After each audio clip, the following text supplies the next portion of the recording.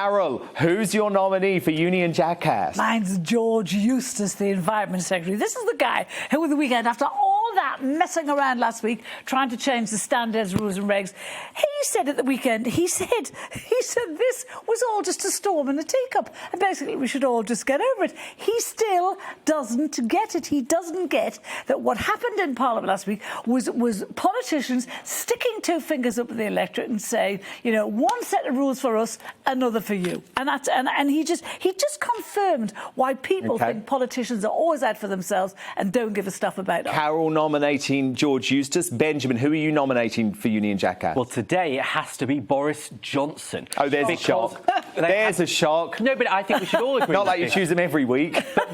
But I choose him this week because we had a debate about sleaze among MPs and specifically the Tory party, and he didn't even treat the public with the credit to turn up. This is a man who hid in a fridge during a general election, who flew to Afghanistan oh, to avoid Heathrow, you and boring Boris hater. You boring Boris hater. Esther Kraku, I believe you've chosen a bloke who used to have his job as your nominee? Yes, John Major, who has somehow finally found his tongue during Boris's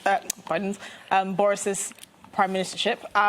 Isn't it ironic when a politician calls another politician a sleaze?